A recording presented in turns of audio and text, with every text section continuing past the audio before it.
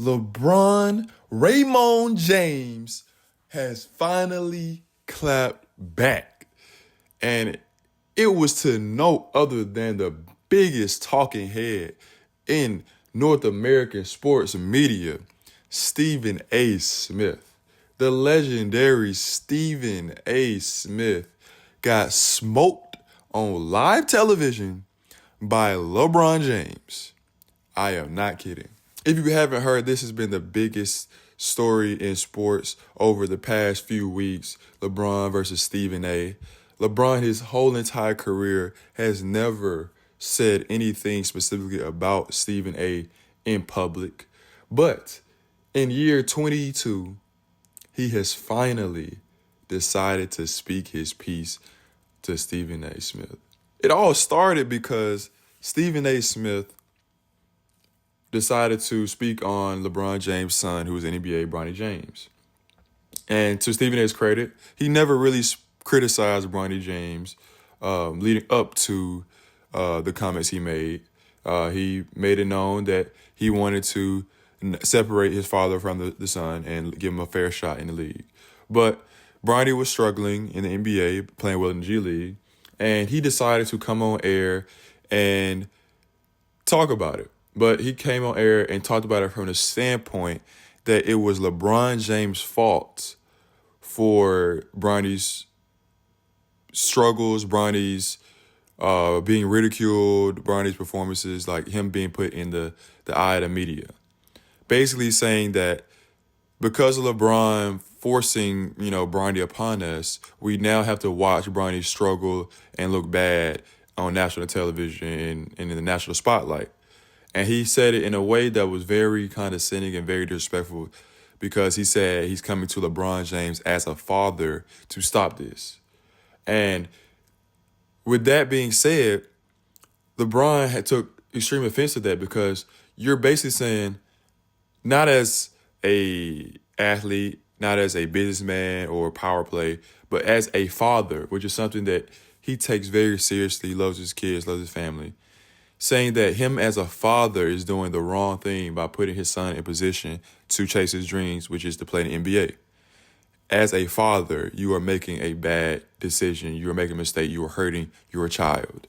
And LeBron just could not take it. So the Lakers played a game, I want to say against the New York Knicks in LA, and Stephen A. Smith was there. And in the third quarter at a timeout break, LeBron James finds Stephen A. Smith, walks up to him, and basically, berates him, tells him to, keep this stuff between us. Don't you talk about my son, like basically like checking him about what he said. Like, don't cross that line.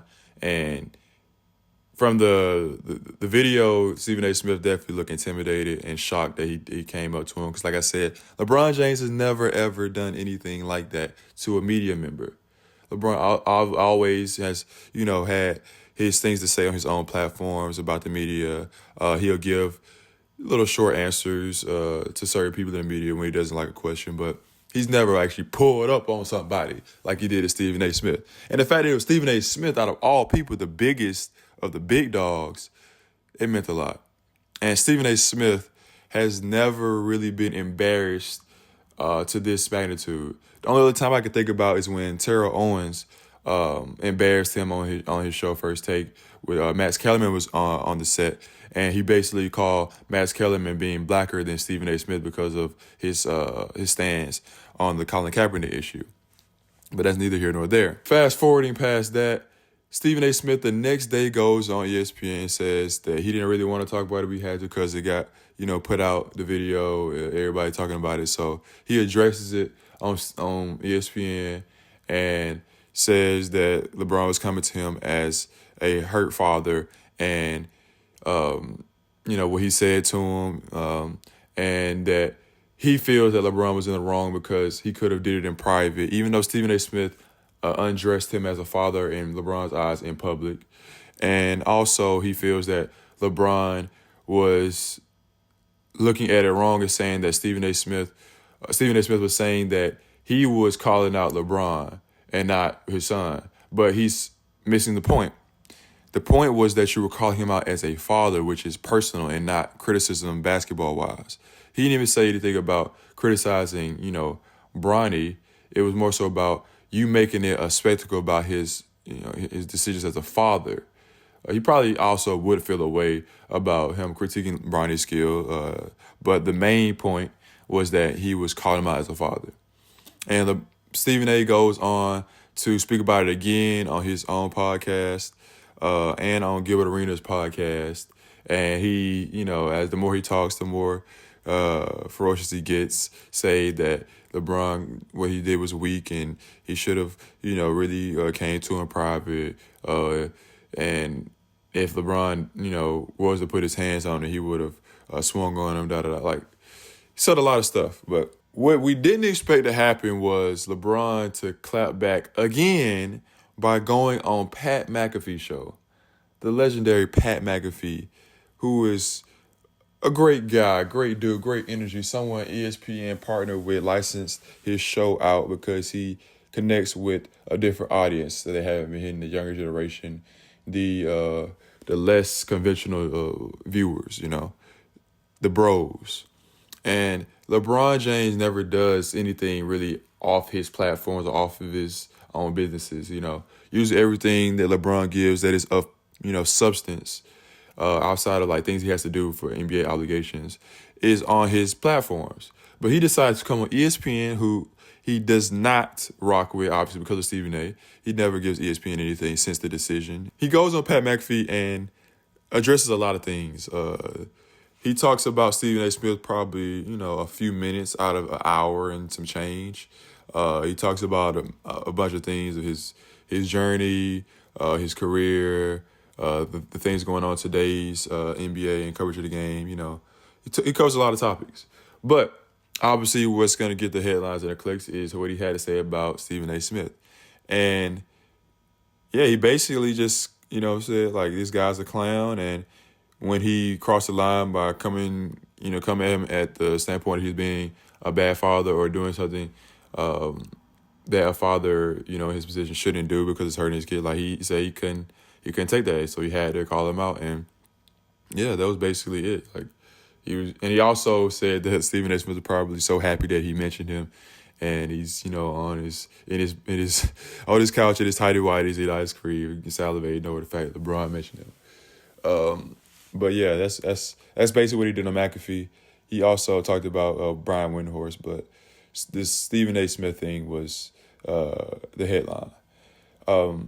And what people don't necessarily know is that LeBron James is very, very intentional. He went on Pat McAfee because Pat McAfee and Stephen A. Smith are low-key beefing. Stephen A. Smith went on to say on First Take that he has nothing but love from Pat McAfee, as he says stuff like that. But Stephen A. Smith and Pat McAfee are beefing. The initial part of their beef was because Pat McAfee got the biggest deal, even though he was never with the company. He got that big deal for ESPN to license out his show, and he's still independent. And Stephen A. Smith, recently just got his deal, but he was, jealous about that at first.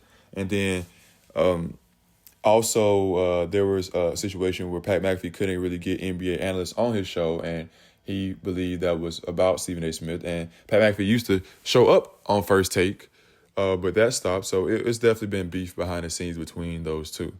But this was LeBron's really first ESPN interview of any substance outside of post-game stuff. And he did it on Pat McAfee's show, who Stephen A. Smith is envious of or has beef with, or how you want to look at it. And Stephen A. Smith goes back on his platform, ESPN, and his podcast, and goes on, first of all, he goes to ESPN First Take and gives a 17-minute monologue rant where he completely misses the point. LeBron said the line was crossed when you came to him as a father. And he continues to talk about LeBron James and say that he lied to the public and all this stuff because he was talking about LeBron. Okay, you're talking about LeBron, but you're talking about him as a father, which includes how he's raising his children. He misses the point. He also turns that 17-minute monologue into a Jordan-LeBron debate, which is also missing the point. And he came off very, very emotional, very distraught, very disturbed by, LeBron basically undressing him in front of the whole world. Because when LeBron says something, everybody gonna, look at that and gas it up. And he continued to speak about it on his podcast. That's where he talked about he would have swung on LeBron. Uh, he's been tweeting about stuff, and he's just been missing the point. The quotes, the comments definitely see that Stephen A. Smith is in shambles. It looks very bad for him, and he's never had to deal with this on this scale. Like I said, the T.O. thing, that was, tough for him. Probably why him and Max Kellerman split, because that feeling he got from that. But this is like the biggest undressing, that he could possibly get, really. And with all that being said, still the biggest loser in all of this is Skip Bayless, because this is what Skip Bayless wanted his whole career, LeBron James to acknowledge his existence, and he never did and probably never will. But Stephen A. Smith got that moment, and it was glorious. Let's see what happens with the rest of this beef, though.